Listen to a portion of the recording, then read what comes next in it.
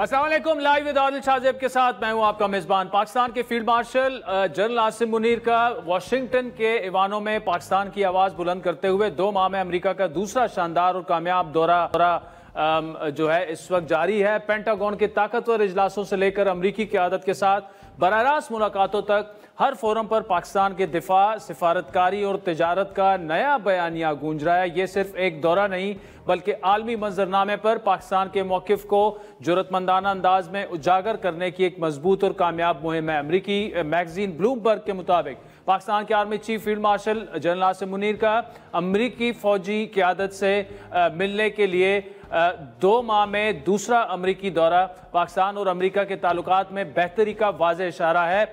इससे पहले जून में फील्ड मार्शल आसिम मुनीर ने अमरीकी सदर डोनाल्ड ट्रंप की दावत पर उनके ज़ोराने में शिरकत की थी। ब्लूमबर्ग के बकौल बतौर आर्मी चीफ आसिम मुनीर को पाकिस्तान की ताकतवर शख्सियत के तौर पर जाना और समझा जाता है। खारजा पॉलिसी, मईशत और हसास मुल्की मामलात पर उनकी बात ही हतमी होती है। Army chief field marshal Syed Asim Munir ने अपने हालिया दौरे अमरीका में पाकिस्तानी कम्युनिटी से खिताब करते हुए कहा कि पाकिस्तान वाज़े कर चुका है कि किसी भी इंडियन जारहियत का मुंह तोड़ जवाब दिया जाएगा। फील्ड मार्शल के बकौल बैरून मुल्क मुकीम पाकिस्तानी इज्जत और वकार का चश्मा और दीगर पाकिस्तानियों की तरह पुरजोश हैं। बैरून मुल्क पाकिस्तानी ब्रेन ड्रेन नहीं बल्कि ब्रेन गेन है। अपने मौजूदा दौरे में पाकिस्तानी आर्मी चीफ ने अमरीकी फ़ौज की सेंट्रल कमांड सेंटकॉम के सरबराह जनरल माइकल एरिक कोरेला की रिटायरमेंट की तकरीब और एडमिरल ब्रैड कूपर की तब्दीली कमांड के तकरीब में शिरकत की, जिन्होंने अब ये ओहदा संभाला। सैयद आसिम मुनीर ने अमरीकी ज्वाइंट चीफ ऑफ स्टाफ के chairman general Dan can say भी मुलाकात की और बामी पेशेवराना दिलचस्पी के उमूर पर तबादला ख्याल किया। साथ ही उन्होंने पाकिस्तान के दौरे की दावत भी दी। इस मौके पर पाकिस्तान आर्मी चीफ ने दीगर दोस्त ममालिक के दिफाई सरबराहान से भी गैर रस्मी मुलाकातें की। मुबसरीन के मुताबिक पाकिस्तान और अमरीका के माबैन ये फौजी राब्ते वसी तर ताउन की राहें हमवार कर सकते हैं। ख़ास तौर पर इलाकाई सलामती और इंसदाद दहशत गर्दी के शोबों में पाकिस्तान और अमरीका के दरमियान सिक्योरिटी ताउन आज जितना मजबूत है इससे पहले कभी नहीं रहा था। एक तरफ फील्ड मार्शल के कामयाब दौरे हुकूमती खारजा पॉलिसी को तक़वियत बख्श रहे हैं और उसका बराह रास्त फ़ायदा पाकिस्तान मुस्लिम लीग नून को हो रहा है, लेकिन दूसरी जानिब इन दोनों कुछ ऐसी बातें भी गर्दिश कर रही हैं कि शायद इस्टेब्लिशमेंट और नून लीग के दरमियान कुछ उमूर पर कुछ इख्तिलाफात हैं और इस्टेब्लिशमेंट की जानिब से चंद वज़रा को तब्दील करने का भी कहा जा रहा है। गो के हुकूमत की जानिब से इस किस्म की बातों की तरदीद हो चुकी है। लेकिन आज मुस्लिम लीग नून के कायद मियां नवाज शरीफ से वज़ीर आज़म शहबाज शरीफ, वज़ीर आला पंजाब मरियम नवाज ने और नून लीग की आला क़यादत ने नथिया गली में मुलाकात की। ये मुलाकात बड़ी अहम मुलाकात समझी जा रही है। कई घंटे जारी रही और इसमें PTI की रहनुमाओं को सज़ा होने के बाद इलेक्शन कमीशन की जानिब से जो नशिस्तें खाली करार दी गई हैं उन नशिस्तों पर उम्मीदवारों की नामजदगी पर गुफ्तगू हुई। अभी तक इसकी बाज़ाब्ता तफसीलात तो सामने नहीं आई, लेकिन सीनियर क़यादत वहाँ मौजूद थी और ये मुलाकात सुनने में ये आया कि कल भी जारी रहेगी। दूसरी जानिब आज का दिन तहरीक इंसाफ के लिए अच्छा साबित नहीं हुआ। लाहौर की इंसदाद दहशत गर्दी की अदालत ने 9 मई के 2 केसेस में PTI की सीनियर रहनुमा शाह महमूद कुरैशी को बरी, जबकि डॉक्टर यास्मीन राशिद, महमूदुर रशीद, एजाज चौधरी और उमर सरफराज को 10-10 साल कैद की सज़ा सुनाई, जबकि आलिया हमजा और सनम जावेद को 5-5 साल कैद और 1-1 लाख रुपए जुर्माना किया गया। PTI अदालती फैसले को सियासी इंतकाम करार दिया। जनाब चीफ जस्टिस, हमने हमेशा से 9 मई की मजम्मत की, नहीं होना चाहिए था, आइंदा भी कभी ना हो, और हमने कहा तो कौम का बड़ा नुकसान हो जाएगा। जो इतनी जजमेंट है आइए हम उनको रिजेक्ट करते हैं, उनकी मजम्मत करते हैं। वो इंसाफ का कत्ल हुआ है। चीफ जस्टिस से हम दरख्वास्त करते रहे। आपको बताते चले कि तहरीक इंसाफ के बानी चेयरमैन के खिलाफ नैब रेफरेंस पर जायदाद नीलामी के मामले पर बड़ी पेशरफ सामने आई। असिस्टेंट कमिश्नर सेक्रेटेरिएट की जानिब से नीलामी का इश्तिहार जारी किया गया। इन तमाम मामलों पर बात करेंगे। हमें इस वक्त ज्वाइन किया नून लीग के नायब सदर इंजीनियर खूनम दस्तगीर ने, जबकि प्रोग्राम के अगले हिस्से में हमारे साथ मौजूद हैं पीपल्स पार्टी के सीनियर रहनुमा साबिक वफाकी वजीर कमर जमान कायरा और PTI के तर्जुमान सेनेटर ہمایوں مومن صاحب. اس کے علاوہ ہمیں امریکہ سے معروف مصنف جناب شجاع صاحب بھی جوائن کریں گے. جناب خرم دستگیر صاحب، آرمی چیف کا 1.5 ماہ میں دوسری مرتبہ امریکہ جانا، اسٹریٹجک ملاقاتیں، اس کو کس نظر سے دیکھا جائے؟ جو خطے کی صورتحال ہے، انڈیا امریکہ کا 25 سال سے ڈکلیئرڈ اسٹریٹجک پارٹنر رہا ہے، لیکن اب معاملہ کسی اور طرف جا رہا ہے. جی دیکھیے، دو جو دورے ہیں اگرچہ بڑے خوش آئند ہیں، لیکن اس کا یہ مطلب نہیں ہے کہ پاکستان کی جو اسٹریٹجک ڈائریکشن ہے وہ چینج ہو جائے. اور اس میں جو اہم بات یہ ہے کہ فیلڈ مارشل کے 2 دورے ہوئے ہیں. اس سے پہلے جو ڈیلیگیشن پرائم منسٹر نے بھجوایا تھا، اس کا میں بھی حصہ تھا. اب ہم امریکہ سے کسی چیز کے طلبگار نہیں ہیں. ہم ان سے کوئی ٹیکنالوجی نہیں مانگ رہے، ہم ان سے کوئی ٹینک نہیں مانگ رہے، کوئی جہاز نہیں. اس لحاظ سے ہماری جو اسٹریٹجک ڈائریکشن ہے اور اسٹریٹجک پارٹنرشپ ہے وہ چین کے ساتھ ہے. اور اب جب کہ مارکہ حق میں ہم نے یہ دکھا دیا دنیا کو کہ وہ چین کی جو ٹیکنالوجی ہے وہ مغربی ٹیکنالوجی کو چلیں اگر زیادہ اس سے طاقتور نہیں تو کم از کم اس کی ہم پلہ ضرور ہے. لہٰذا وہ جو اسٹریٹجک ریلیشن شپ ہے وہ جگہ پر قائم ہے. آپ یہ ضرور ہم کہہ سکتے ہیں کہ یہ ایک بیلنسنگ ہے کہ اگر امریکہ میں اب یہ ایک احساس پیدا ہوا ہے کہ جو افغانستان کی وجہ سے ایک مخاصمتی رویہ تھا امریکہ کے اندر، وہ اب اگر افغانستان اب جو ان کی ماضی کا حصہ ہے اور وہاں ان کے اب اس وقت کوئی سٹیکس نہیں ہیں، تو وہ پاکستان کو اب دوبارہ ایک نئی نظر سے دیکھ رہے ہیں. اور صدر ٹرمپ جو ہیں وہ ایک ٹرانزیکشنل بزنس مین ہے، وہ ہر چیز کو ایک سودے بازی کی نظر سے دیکھتے. لہذا ہمیں اپنی کھلی آنکھوں سے اس جو ریلیشن شپ میں بہتری ہے امریکہ کے ساتھ اس میں آگے بڑھنا ہے. اور یہ میں آپ کو یہ ضرور کہہ سکتا ہوں کہ ہمیں چین کی طرف سے کبھی کوئی اس طرح کی انڈیکیشن نہیں آئی یا ان کی طرف سے کوئی رکاوٹ نہیں ہے. وہ تو کہتے ہیں کہ آپ امریکہ کے ساتھ بھی اور ہندوستان کے ساتھ اپنے تعلقات بہتر کریں اگر سفارتی طور پر ہو سکتے ہیں. تو لہذا یہ ایک ہم یہ کہہ سکتے ہیں کہ ایک بیلنسنگ ہے. اور امریکہ کے ساتھ ہمارے اگر آنے والے دنوں میں جو اب ٹیرف بھی اناؤنس ہو گیا ہے لیکن اس کی بنیاد پہ نئی انویسٹمنٹس ہوتی ہیں، تو پاکستان اصل مقصد تو پاکستان میں رہنے والوں کی زندگیوں کو بہتر کرنا ہے. اسٹریٹجک ڈائریکشن اپنی جگہ پر ہے، لیکن ہمیں سب سے بات کرنی ہے تاکہ ہم پاکستان کے جو ہمارے رہنے والے بھائی اور بہنیں ہیں ان کو ایک بہتر معیار زندگی اور بہتر روزگار ڈیلیور کر سکیں اور سیکیورٹی ڈیلیور کر سکیں. اچھا، خود جو فیلڈ مارشل کی پاکستانی کمیونٹی امریکہ میں مقیم ان سے جو انہوں نے سپیچ کی، ایک بار پھر انہوں نے پاکستان کے دفاع کے ناقابل تسخیر ہونے کی بات کی، انڈیا کو منہ توڑ جواب دینے کی بات کی. اور لیکن انڈیا میں ان کی سٹیٹمنٹ کو لے کر کافی انڈین میڈیا اس پر شور مچا رہا ہے کہ جی پاکستان کے ایٹمی اثاثے پتہ نہیں کنٹرول ہاتھوں میں نہیں ہیں، کہاں سے کہاں جا سکتے ہیں. عادل صاحب، جب ہندوستان نے اس پہلگام واقعے کے بعد از خود ہی بغیر کوئی ناطہ جوڑے دہشت گردی سے کہا کہ جی وہ سندھ طاس معاہدے کو معطل کر رہے ہیں یا ان ایبینس رکھ رہے ہیں، تو پھر آپ کو ناظرین کو یاد کرا دوں کہ پاکستان کی نیشنل سیکیورٹی کمیٹی میں تمام پاکستان کی جو منتخب حکومت ہے اور ساتھ ہی جو افواج کے سربراہ موجود ہوتے ہیں، ان کا اعلامیہ یہ تھا کہ اگر ہندوستان نے پاکستان کا پانی روکنے کی کوشش کی یا اس کو ڈائیورٹ کرنے کی کوشش کی تو پاکستان اسے اقدام جنگ تصور کرے گا. کہ اسی کی کڑی ہے، چونکہ اب مانسون سیزن جو ہے اب چند ہفتے میں 6 سے 7 ہفتے میں ختم ہو جائے گا، تو اس کے بعد ہندوستان کے پاس ضرور ایک پاسبلٹی ہے خاص طور پہ چناب میں کہ اس کا پانی روک سکے.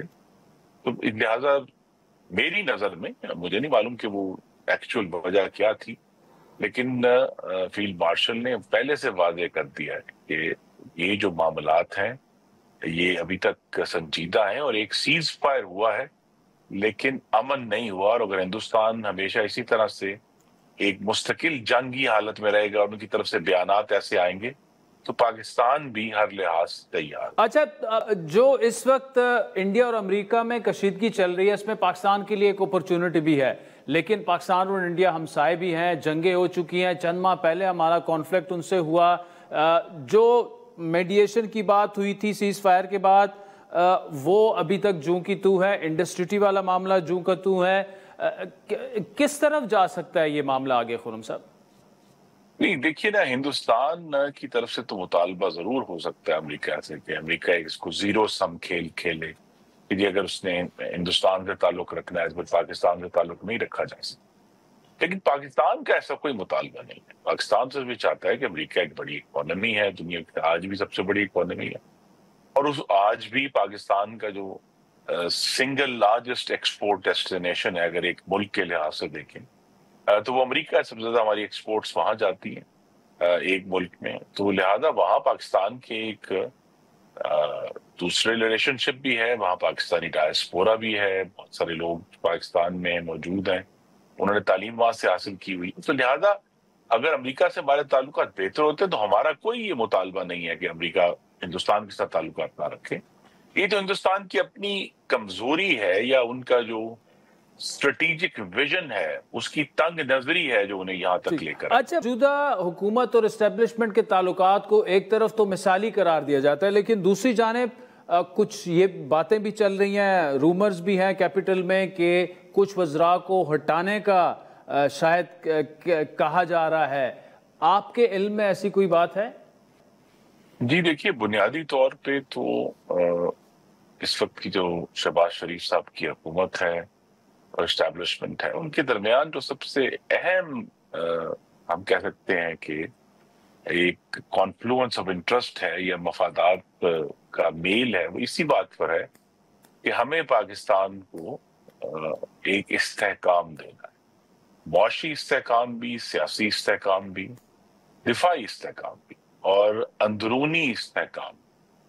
وہ چونکہ وہ جو ایک شیئرڈ انٹرسٹ ہے وہ موجود ہے تو لہذا وہ تعلقات اپنی جگہ پر قائم ہیں اور قائم رہیں گے. جو یہ مختلف وزراء، دیکھیں وزراء تو they serve at the pleasure of the Prime Minister. جب وہ سمجھیں گے کہ پرائم منسٹر کے ویژن کے مطابق کوئی اور بہتر آدمی ان کی جگہ آ سکتا ہے، پرائم منسٹر کی پوری ثوابدید ہے کہ وہ اپنے وزراء کو بدلیں. I think یہ جو اتار چڑھاوا یہ ہوتا رہتا ہے، لیکن بنیادی طور پہ جو حکومت اور مقتدرہ کے درمیان جو تعلق ہے اس کی جو فاؤنڈیشن ہے وہ اپنی جگہ پر کھڑی ہے کہ ہمیں ملک کو جو ہے معاشی، سیاسی اور دفاعی استحکام. اچھا، شہباز شریف صاحب جو ہیں، جو یہ حکومت فیصلے لے رہی ہے جس پر پی ٹی آئی اکثر کہتی ہے کہ یہ تو مکمل طور پر اب لیٹ گئے ہیں، کیا ان فیصلوں پر نواز شریف صاحب مکمل طور پر آن بورڈ ہیں؟ جی بہت زیادہ مشاورت وزیر اعظم کرتے ہیں اور ہر ہفتے کرتے ہیں. آج بھی غالباً اسکیڈول تو تھا کہ میٹنگ ہوگی ان کی، لہذا وہ مشاورت رہتی ہے. لیکن بہت سارے معاملات تو وزیر اعظم خود ان کو ہینڈل کرتے ہیں، لیکن جہاں وہ سمجھتے ہیں کہ محمد نواز شریف کی نہ صرف بطور صدر پاکستان مسلم لیگ نہیں بلکہ پاکستان کا جو اس وقت سیاسی منظر نامہ ہے اس پہ سب سے زیادہ تجربہ کار جو شخص اور لیڈر اسٹیٹسمین ہے وہ محمد نواز شریف ہیں. انہوں نے جتنے اتار چڑھاؤ اور 3 وزارت عظمیٰ کے دور دیکھے ہیں، تو لہذا ان کے نہ صرف پارٹی کے صدر کی حیثیت سے بلکہ ایک سینئر اسٹیٹمنٹ کی حیثیت سے بھی ہم ان کے تجربے سے استفادہ کر رہے ہیں. اچھا، 9 کے معاملات میں تیزی سے سزائیں ہو رہی ہیں، کچھ سزائیں ہوئیں، شاہ محمود صاحب جیسے لوگ بری بھی ہو گئے. تحریک انصاف جو ہے وہ یہ کہہ رہی ہے کہ انصاف کے تقاضے پورے نہیں ہو رہے اور یہ بدترین سیاسی انتقام ہے. جی دیکھیے، انصاف کے تقاضے تو وہ کیسے کہہ سکتے ہیں ان کو سونا نہیں گیا، جبکہ ایک طرف تو وہ کہتے ہیں کہ جی انصاف کا تقاضا یہ تھا کہ اگر جو لوگ مجرم تھے ان کو فوراً مئی 2023 میں واقعہ ہوا تھا تو اسی وقت 3 مہینے میں سزا سنا دی جاتی اور اگست 2023 تک جو ہے معاملہ ختم کر دیا جاتا. ان سب خواتین و حضرات کو اب بہت ایک طویل عرصہ ملا ہے، 2 سال سے زائد کا، جس میں وہ جو بھی قانونی معاملات تھے اس کو ہینڈل کر لیتے یا اس کے سامنے رکھ لیتے.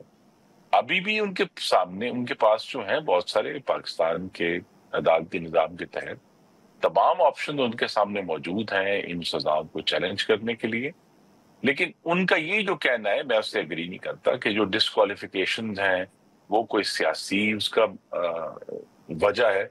دیکھیے ڈسکوالیفیکیشن ایک نتیجہ ہے 9 مئی کے میں کنوکشنز کا، اس کا ایک کانسیکوینس ہے. لیکن براہ راست جو لوگ جیسے جن کو سزا مل رہی ہے اس میں کچھ لوگ بری بھی ہو رہے ہیں. اب ہر چیز کے اوپر یہ الزام تو ظاہر اپوزیشن کا لگانا ایک روٹین ہے کہ وہ ہر چیز کو شک کی نگاہ سے دیکھیں گے. لیکن اگر وہ خود بھی نظر دوڑائیں گے کہ ان کے دور حکومت میں عدالتوں کا طریقہ کار کیا تھا اور آج کیا ہے، تو یہ کہنا مشکل ہے کہ اس وقت کی عدالتیں جو تھیں وہ بہت اچھی تھیں اور آج کی خراب ہیں، یا آج کی اچھی ہیں اس وقت کی خراب ہے. لہٰذا ایک عدالتی نظام کے تحت جو ہے، اور اس میں دیکھیے ہر عدالتی فیصلہ جو آتا ہے تو پھر اس سارے معاملے میں ٹرانسپیرنسی آتی ہے، وہ کھل کر ان رائٹنگ آتا ہے، اٹس اوپن ٹو چیلنج. تو اس کا شفافیت کا ان کو بھی ایڈوانٹیج ہے. اور آنے والے دنوں میں میری تو یہ خواہش ہوگی اور ایک ایڈوائس بھی ہے بہت عرصے سے کہ جو بھی اب رہ گئے ہیں لوگ 9 مئی کے، ان کو جن کے تو خلاف ثبوت اور شواہد ہیں انہیں فوری طور پر سزائیں دی جائیں، اور جن کے خلاف نہیں ہیں انہیں فوری طور پر رہا کیا. چلے Dastagir sahab, thank you so much for joining us. ناظرین، حکومتی موقف آپ نے سنا. وقت بھی چاہتا ہے ایک بریک کا، جس کے بعد آپ کو امریکہ لیے چلیں گے معروف مصنف شجاع نواز صاحب ہمیں جوائن کریں گے. ان سے فیلڈ مارشل کے دورے کی اہمیت کے بارے میں پوچھیں.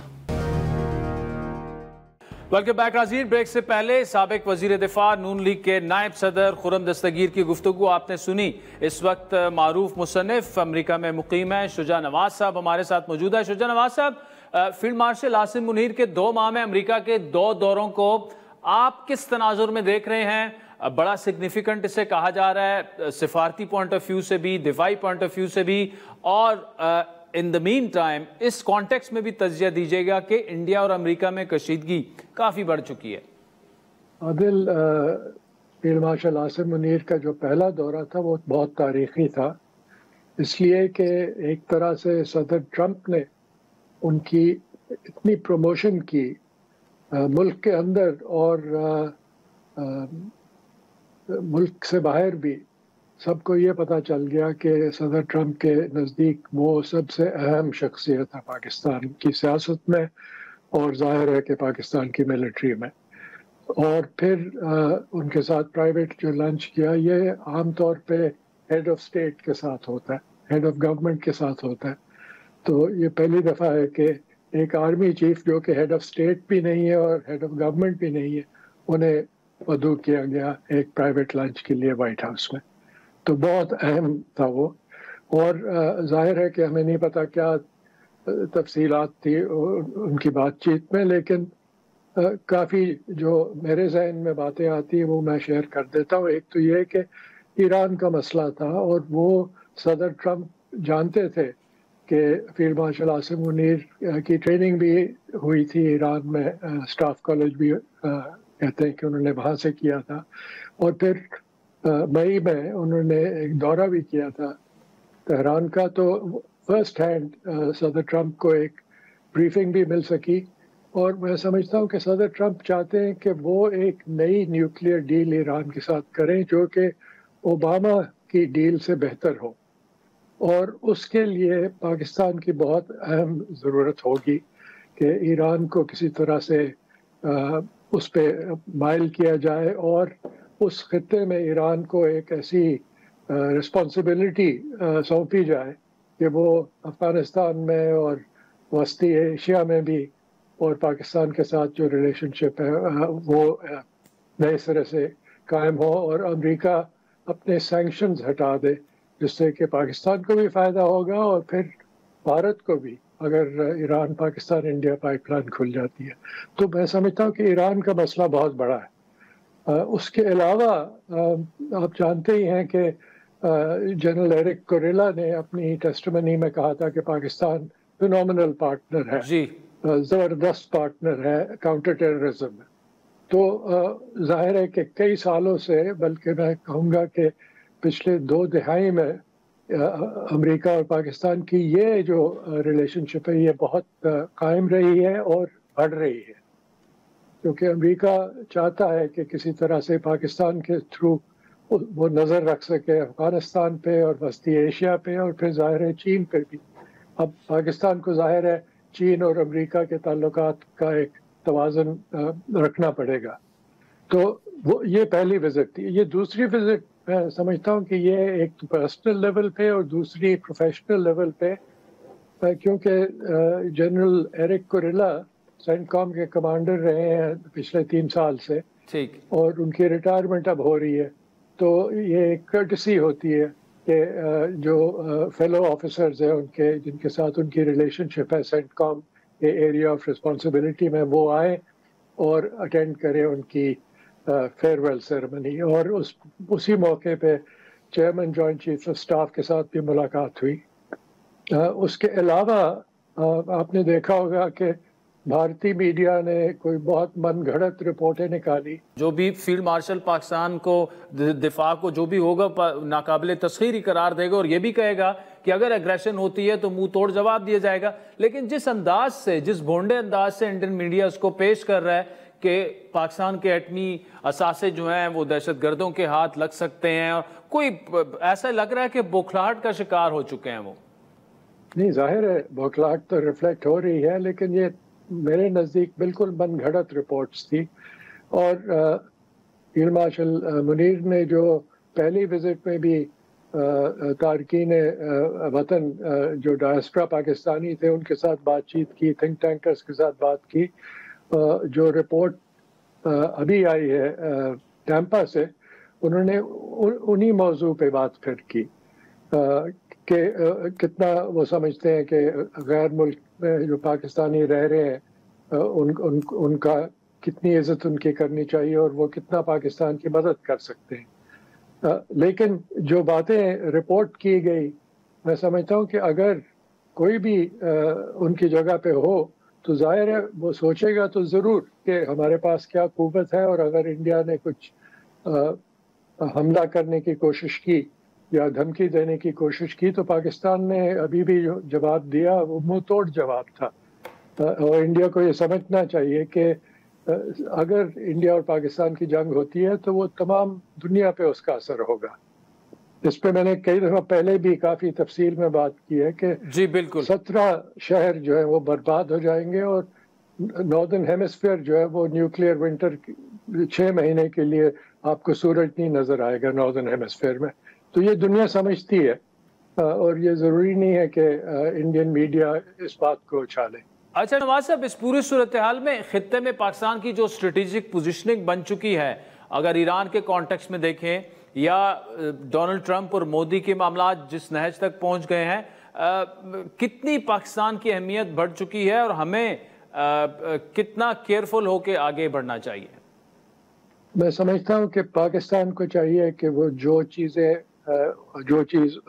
یا جو انہوں نے ایکشن لینے ہیں اپنے فائدے کے لیے اور امریکہ کے ساتھ بہتر تعلقات کرنے کے لیے, وہ اس پہ کانسنٹریٹ کرے.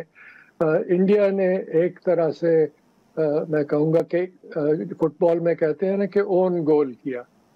یہ پچھلے مہینے ڈیڑھ میں انڈین حکومت نے بہت سی ایسی چیزیں کی جو کہ بالکل ناممکن تھی پہلے. اتنی اچھی ریلیشن شپ تھی. پرائم منسٹر مودی پہلے فورن ڈگنیٹری تھے جو وائٹ ہاؤس آئے تھے ٹرمپ کے وائٹ ہاؤس آنے کے بعد, لیکن جو انہوں نے پوزیشنز لی اور جس طرح سے پبلک سٹیٹمنٹس دی, اس سے ظاہر یہ ہوتا تھا کہ انڈیا سمجھتا ہے کہ وہ ایک بہت بڑا پاور ہے اور کسی طرح سے امریکہ کے ساتھ وہ ایک جنگ کرے گا. اور ایک دو فگرز میں اگر آپ کو بتاؤں کہ انڈیا کی ٹوٹل ٹریڈ جو ہے وہ اس وقت امریکہ کے ساتھ تقریباً 128.9 بلین ڈالر ہے ہر سال کی, لیکن ان کا جو ٹریڈ ڈیفیسٹ ہے وہ تقریباً 45.8 بلین ڈالر ہے. تو بہت بڑا ڈیفیسٹ ہے, اور ٹرمپ نے شروع سے اعلان کیا تھا کہ ہم یہ ڈیفیسٹ کو زیرو کرنا چاہتے ہیں. انڈیا نے بجائے وہ کرنے کے بہت ایک قسم کی وہ کہتے ہیں پاکستان میں کہ تڑی دکھائی کہ ہم کریں گے جو کریں گے, اور روس کے ساتھ ہمارے تعلقات بہت اچھے ہیں. تو 25% کا ٹیرف ان پہ عائد ہوا اور اس کے اوپر 25% اور. اب یہ سمجھنا ضروری ہے کہ 27 اگست تک ڈیڈ لائن ہے یہ India U S trade relations کی بات چیت مکمل کرنے کی. لیکن بہت سی چیزیں اس میں اب آ رہی ہیں. اب ایک رپورٹ رائٹرز کی یہ بھی ہے کہ راج ناتھ سنگھ جو کہ وزیر دفاع ہیں بھارت کے, ان کا یو ایس ٹرپ کینسل ہو گیا. انڈین گورنمنٹ کہہ رہی ہے کہ یہ غلط رپورٹ ہے, لیکن رائٹرز نے انٹرنل آفیشلز کے ساتھ بات کی اور انہوں نے کہا کہ یہ ٹرپ کینسل ہوگی. اور یہ بہت اہم ٹرپ تھی کیونکہ اس کے دوران راج ناتھ سنگھ امریکہ سے بہت خریداری کر رہے تھے, جو کہ صدر ٹرمپ کو بہت پسند ہے جب خریداری ہوتی ہے. میں اس کی تفصیل آپ کو یہ بتاؤں, اس کے 6 بوئنگ ریکانسنس ایئر کرافٹ تھے P-81s, اس میں اسٹرائکر کامبیٹ وہیکلز تھی, اس میں جیولن اینٹی ٹینک میسائلز تھے. تو یہ صرف بوئنگ کی جو ڈیل تھی وہ $3.6 بلین کی تھی. تو یہ کافی نقصان ہوگا انڈیا کو. اس کے علاوہ انڈیا نے ایک بہت پبلک پوزیشن لی ہے برکس میں. آپ کو پتہ ہے برکس ایک مجموعہ ہے برازیل, رشیا اور چائنا کا. تو انڈیا نے ان کی طرف بہت اب رخ کر دیا امریکہ کے خلاف ایک قسم کا محاذ کھڑا کرنے کے لیے. اور پھر کئی دفعہ کہا ہے کہ ہم روس سے تیل برقرار رکھیں گے اور ان سے امپورٹ کریں گے ایٹسیٹرا. لیکن نئی رپورٹس اب آ رہی ہیں کہ وہ اب نائجیریا کی طرف بھی جا رہے ہیں کہ وہاں سے تیل لے روس کے بجائے. تو مجھے لگتا ہے کہ اب اگلے ہفتے 10 دن میں یہ کچھ فیصلے ہوں گے جو کہ بھارت نے کرنے ہوں گے. نہیں تو ان کو صدر ٹرمپ کا غصہ جو ہے وہ ان پہ آ کے ٹھہرے گا. اور میں آپ کو کوٹ کرتا ہوں کہ صدر ٹرمپ نے کیا کہا تھا جب انہوں نے ایگزیکٹو آرڈر سائن کیا ٹیرفس کے اوپر. تو انہوں نے کہا کہ it's only 8 hours, it's only been 8 hours and you are going to see a lot more. تو ایک یہ بہت بڑی دھمکی تھی انڈیا کے خلاف, اور میں سمجھتا ہوں کہ بہت ضروری ہے کہ انڈیا کو یہ سمجھنا چاہیے. شجاع نواز صاحب امریکہ سے ہمارے ساتھ موجود تھے, معروف مصنف ہیں اور مفکر بھی ہیں. وقت ہوئے چاہتا ہے ایک بریک کا, جس کے بعد پیپلز پارٹی کے سینئر رہنما قمر زمان کائرہ صاحب اور تحریک انصاف کے رہنما ڈاکٹر ہمایوں مومند ہمیں جوائن کریں. Welcome back. قاضی بریک سے پہلے خرم دستگیر اور جناب شجاع نواز صاحب کو آپ نے سنا. فیلڈ مارشل عاصم منیر کے دورہ امریکہ کی بات ہو رہی ہے. قائرہ صاحب, 1.5 ماہ میں امریکہ کا دوسرا دورہ, اس کو کس نظر سے دیکھا جائے؟ سفارتی فتح بھی اسے قرار دیا جا رہا ہے, دفاعی لحاظ سے بھی اس کو ایک فتح قرار دیا جا رہا ہے, اور کیا آپ سمجھتے ہیں کہ پرائم منسٹر صاحب بھی اگر ساتھ میں چلے جاتے تو اچھا ہوتا؟ میرا خیال ہے پرائم منسٹر صاحب کو تو اپنے دورے پہ اگر وہ جائیں تو ان کے ساتھ باقی لوگ بھی جاتے ہیں جی. اور مجھے فیلڈ مارشل صاحب کے دورے کی تفصیل کا علم نہیں ہے کہ وہ ان کے شیڈول کیا ہیں اور وہ کیا وہاں کی ملٹری اسٹیبلشمنٹ سے ملنے جا رہے ہیں یا وہاں پہ ان کے ادروائز بھی ڈائلاگ ہوں گے. باقی ہماری فوجی قیادت کے ساتھ امریکنز کے جب بھی ملاقاتیں رہتی ہیں تو اس خطے کی ریجنل سیکیورٹی کے حوالے سے بہت سارے ایشوز وہ ڈسکس کرتے رہے ہیں. کوآپریشن کے ایک وہ رنگ موجود ہیں, اور اس وقت ہمارے خطے کے اندر جو تلخی بہت خوفناک ہے وہ خطے میں ایران کے تعلقات امریکہ کے ساتھ اور غزہ کی صورتحال, اور اس کے علاوہ ہندوستان کے ساتھ امریکہ کے تعلقات کا بڑھتا ہوا تناؤ, یہ بھی جو ہے اس کو بھی قید کرنے کی ضرورت ہے. لیکن مجھے کیونکہ ان کے دورے کی تفصیل کا علم نہیں ہے, نیچر کا علم نہیں ہے, تو یہ ازمپٹیو گفتگو ہوگی جتنی میں کر سکتا. اچھا, یہ کیسز میں آج پھر سزائیں ہوئی, بریت بھی ہوئی, شاہ محمود صاحب بری ہو گئے, لیکن پی ٹی آئی کا پوائنٹ آف ویو ہے کہ انصاف انہیں ہوتا نظر نہیں آ رہا. سیاسی انتقام کی بدترین مثالیں سیٹ کی جا رہی ہیں, ہمیں سنے بغیر سزائیں دی جا رہی ہیں, اور ساتھ میں 14 یا 15 پارلیمنٹیرین نااہل ہو چکے ہیں. آپ کا کیا پوائنٹ آف ویو ہے قائرہ صاحب؟ دیکھیے, پہلی گزارش تو یہ ہے کہ یہ پی ٹی آئی کا نقطہ نظر ہے. پی ٹی آئی تو کہے گی کہ ہمارے لوگ بے گناہ ہیں, ان کو بری ہو جانا چاہیے.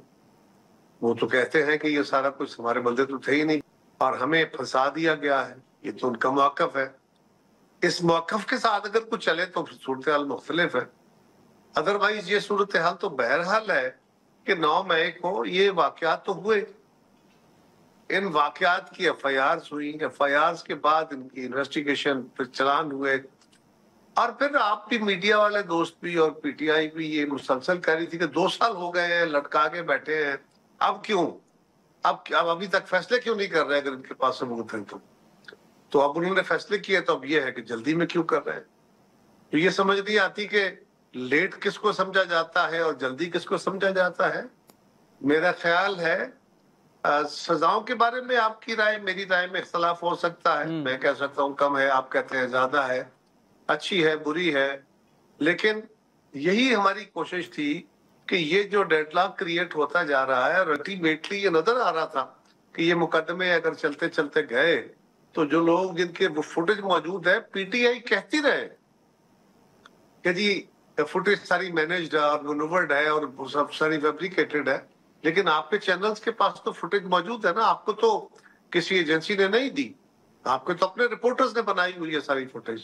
سو اس کی موجودگی میں، ان گواہوں کی موجودگی میں یہ ممکن نہیں ہے کہ یہ بچ پائے. اور ہم کوشش کرتے رہے، پی ٹی آئی کو سمجھاتے رہے، آپ کے ذریعے بھی ڈائریکٹلی بھی، کہ بھائی یہ معاملات بہت تلخ ہو جائے گا، بہتر یہ ہے کہ اس کا راستہ نکالو، اپنے رویوں میں نرمی پیدا کرو، اپنی غلطیوں کا اعتراف کرو اور اس پہ کوئی معذرت خواہی کر کے آگے بڑھنے کا راستہ پیدا کرتے ہیں. وہ نہیں، اگر اس پہ ایڈمنٹ ہے کہ 2 سال ہو گئے، اگر ان کے پاس کچھ ہوتا تو یہ سامنے لے آتے، فلاں کر دیتے. وہ اپنے اسی رویے سے آج تک اپنے لیے ڈیڈ لاک کریٹ کرتے ہیں. وہ ایک دفعہ نعرہ مارتے ہیں کہ ہمارا آخری حلہ ہوگا، ہم چھوڑیں گے نہیں، اس کے بعد وہ ختم ہوتا ہے، پھر دوسرا ایک اور آخری حلہ ہوگا، اب فائنل کال ہوگی. تو یہ جو مسلسل ان کا یہ رویہ ہے، یہ بنیادی طور پہ اس جماعت کا المیہ یہ ہو گیا ہے کہ اس کے اندر بھی توڑ پھوڑ بہت بڑی ہے اور اس کے باہر بھی. وہ باہر بھی لڑائی لڑ رہی ہے اسٹیبلشمنٹ سے بھی، حکومت سے بھی، اور دیگر سیاسی جماعتوں سے، اپوزیشن کی جماعتوں سے بھی لڑ رہی ہے. اور ودن یہ لڑائی لڑ رہے ہیں کہ کوئی مرکزی قیادت ہی نہیں ہے. ہماری جماعتیں بھی وادی میں رہی، ہم بھی، ہماری قیادت اگزائی تھی، آج والے حالات نہیں تھے، یہ والے ٹولز نہیں تھے. اور اس وقت ہمارے پاس بھی یہ تھا کہ پورا ایک سٹرکچر کھڑا ہوتا تھا، ہمارے پیچھے سیکنڈ لیڈرشپ بیٹھی تھی سیکنڈ ٹیئر، اور وہ سارے معاملات کو چلاتے تھے. یہاں ہمیں پورا اختیار ہوتا تھا. یہاں مسئلہ یہ ہے کہ ایک جماعت کے اوپر ایک مسئلہ بنا، انہوں نے اپنی ایک جماعت کھڑی کر لی. وہ جماعت بیرسٹر گوہر صاحب اور سلمان اکرم راجہ صاحب پہ مشتمل ہے، صدر اور سیکرٹری کی، لیکن ان کی کیا حیثیت ہے وہاں پہ، ان کی کوئی بات ہی نہیں سنتا. خان صاحب ملتے ہیں، وہ کسی کو کچھ کہہ دیتے ہیں، کسی وکیل کو کچھ کہہ دیتے ہیں، ہمشیرہ ان کی کوئی بیان دے دیتی ہے. تو ایسی صورت میں یہ سارا کنفیوژن ان کے لیے اپنے کسی فیصلے پہ نہ پہنچنے کا یہ نتیجہ پیدا کر رہا ہے. زمان قاہرہ صاحب، thank you so much for joining اس. عزیز بریک کے بعد تحریک انصاف کے ترجمان، ان کے سینئر رہنما ڈاکٹر ہمایوں مومند ہمیں جوائن کریں گے، ہمارے ساتھ رہیے. Welcome back. عزیز بریک سے پہلے آپ نے حکومتی موقف سنا. 9 مئی کے یہ تقریباً تیسرا ہفتہ ہے کہ جو ملزمان ہیں ان کو تیزی سے سزائیں جو ہیں وہ ملنا شروع ہو چکی ہیں. پی ٹی آئی کے سینئر رہنما ڈاکٹر ہمایوں مومند صاحب ہمارے ساتھ موجود ہیں. آج بھی جن رہنماؤں کو سزا دی گئی وہ پروگرام میں ہم ڈسکس کر چکے ہیں. ان میں یاسمین راشد بھی ہیں، ان میں صنم جاوید بھی ہیں، عمر چیمہ بھی ہیں، اور ساتھ میں شاہ محمود قریشی صاحب کو بری بھی کیا گیا. پی ٹی آئی کے جو چیئرمین ہیں انہوں نے پریس کانفرنس کی، وہ اسے سیاسی انتقام قرار دے رہے ہیں، ان کے چیلنج کرنے کا اعلان کر رہے ہیں. لیکن پی ٹی آئی کی مستقبل میں سیاسی حکمت عملی جو ہے وہ کیا ہوگی، کیا ہونی چاہیے؟ ڈاکٹر صاحب ہمارے ساتھ موجود ہیں. ڈاکٹر صاحب پہلے تو بہت شکریہ، thank you for your time.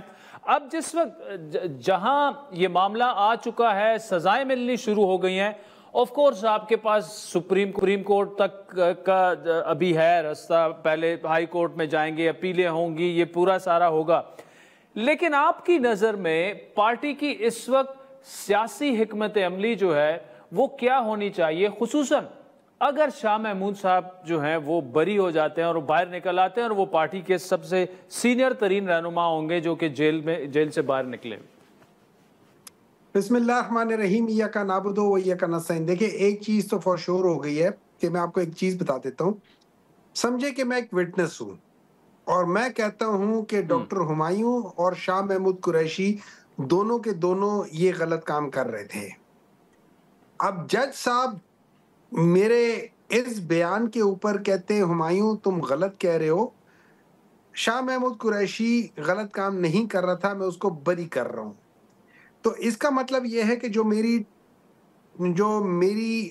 گواہی ہے, انہوں نے میری گواہی کو غلط قرار دے دیا, چاہے اس میں ایک بندے کے خلاف جو میں نے گواہی دی تھی وہ غلط ہے, میری پوری گواہی غلط ہو جاتی ہے ٹیکنیکلی.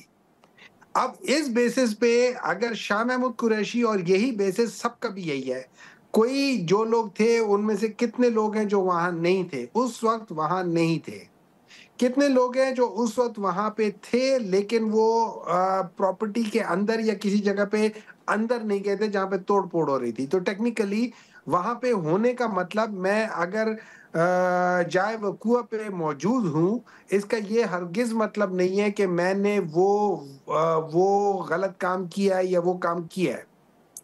تو اس بیسس کے لحاظ سے ایکچولی جیسے شاہ محمود قریشی کو رہا کیا ہے, اسی طریقے سے پاکستان تحریک انصاف کے آلموسٹ 95 to 100% لوگوں کو رہا کرنا چاہیے تھا, کیونکہ اس لحاظ سے آپ نے اپنے ان گواہوں کو نلیفائی کر دیا ہے. لیکن ہم نے دیکھا ہے پاکستان میں عجیب عجیب لوگ ہوتے ہیں. پاکستان میں ہم نے ایسے بھی دیکھے ہیں کہ آپ دیکھیں عمران خان کے اوپر 4 کیس ہیں, ان میں سے 2 کیس تو ختم ہو گئے نا. ایک کیس کے اوپر ابھی بھی ان کو سمجھ نہیں آ رہی کہ ہم کیا کریں کیا نہ کریں. اس کا وہ سیریز شروع بنا دی ہے, توشخانہ سیریز 1, توشخانہ سیریز 2, توشخانہ سیریز 3, فلانا فلانا فلانا. حالانکہ دوسری طرف جہاں شور شاٹ لکھا ہوا ہے کہ گاڑی نہیں لے کر جا سکتے ہو, وہاں پہ گاڑی لے کر چلے گئے. اور وہ برملا پروگرامز میں آ کر کہتے ہیں کہ ہم لوگوں نے یہ لیے, میں نے جو لیے وہ اس لیے وہ بلٹ پروف تھی. ارے بھائی گاڑی لے نہیں سکتے ہو, بلٹ پروف ہو یا نہ ہو. تو اس لحاظ سے جب ہم اس قسم کا نظام دیکھتے ہیں, جب اس قسم کی عدالتیں دیکھتے ہیں, تو پھر مجھے ایک بات بتائیں, کیا آپ کا یا میرا یا کسی اور کا اس عدالتوں کے اوپر ایمان ہوگا؟ نہیں ہوگا. پھر اس کے بعد ہم آگے دیکھتے ہیں. میں آپ کو ایک اور 26ویں ترامیم کا تحفہ ایک بتاتا ہوں. 26ویں ترامیم کا تحفہ یہ ہے کہ ہم لوگوں نے کانسٹیٹیوشنل بینچ بنا دیے ہیں. اب کانسٹیٹیوشنل بینچ میں سندھ کی بات کرتا ہوں, وہاں پہ کانسٹیٹیوشنل بینچ بیٹھا تو وہاں پہ 2 کیسز آئے, اور یہ سارا وہ جو نہیں تھے, یہ جو فیک اکاؤنٹس تھے ان کا پیسہ تھا, کہ جو کہ 2008 اور 13 کے درمیان میں ان 2 کمپنی کے علاوہ پاکستان کی ساری کمپنیز نیگیٹو میں جا رہی تھی, صرف یہ پازیٹو میں جا رہی تھی. تو خیر اس میں ان لوگوں نے یہ جو ہمارا کانسٹیٹیوشنل بینچ تھا, اچھا اس بیسس پہ جب باقی لوگوں نے اسی بیسس پہ پلی کی, کانسٹیٹیوشنل بینچ کہتا ہے کہ جی سوری یار کانسٹیٹیوشنل بینچ ہے, یہ آپ کا جو کام ہے یہ عام ججز کریں گے. تو جب ہم یہ چیز دیکھ رہے ہیں, اور تھینک یو ویری مچ 26ویں ترامیم, کہ اس میں ہم اس قسم کے ججز دیکھ رہے ہیں, ہم اس قسم کی کانسٹیٹیوشنل بینچز دیکھ رہے ہیں, ہم اس قسم کے جوڈیشل سسٹم دیکھ رہے ہیں, مجھے بات بتائیں کس کا ایمان ان چیز کے اوپر ہوگا؟ ڈاکٹر صاحب ٹائم اتنا نہیں ہے میرے پاس, بڑا تفصیلی آپ نے جواب دی. آخر میں مجھے بتائیے گا, یہ جو نشستیں خالی ہوئی ہیں, آپ نے اعلان کیا آپ اس پر الیکشن نہیں لڑیں گے, لیکن جو عہدے خالی ہوئے ہیں, اپوزیشن لیڈر سینٹ میں, قومی اسمبلی میں, اس پر تو آپ کو اپوائنٹ کرنا پڑے گا کسی نہ کسی کو. اس پر کوئی بات چل رہی ہے پارٹی میں؟ اچھا دیکھیں, وہ تو ہم بات کر رہے ہوں گے, لیکن میرا ایک خدشہ ہے, مجھے ایک ڈر ہے, یا مجھے آپ یہ سمجھ لیں کہ میرا ایک تجزیہ یہ ہے کہ ایک جو وہ یہ ہوگا کہ نون لیگ نے چوری کر کے ڈاکے ڈال کے اپنے نمبر پورے کر لیے, چلو 2/3 نہ صحیح لیکن سمپل میجورٹی کر لیے, وہ اپنی حکومت بنا لے گی. پیپلز پارٹی کسی چھوٹے سے جھگڑے کی وجہ سے کہے گی کہ ہم چلے جاتے اپوزیشن میں, اور اپوزیشن میں جا کے انہوں نے ہمارے اتنے نمبرز کم کر دیے کہ Peoples Party with other political parties مل کے اپوزیشن لیڈر اپنا لے آئیں گی, تو بلاول بھٹو کو اپوزیشن لیڈر لے آئیں گے. اسی طریقے سے سینٹ میں ہی اپنا اپوزیشن لیڈر لے آئیں گے, اور یہ لوگ وہ کریں گے. کیوں؟ ان سب کے دل میں ایک بندے کا خوف ہے, وہ ہے عمران خان.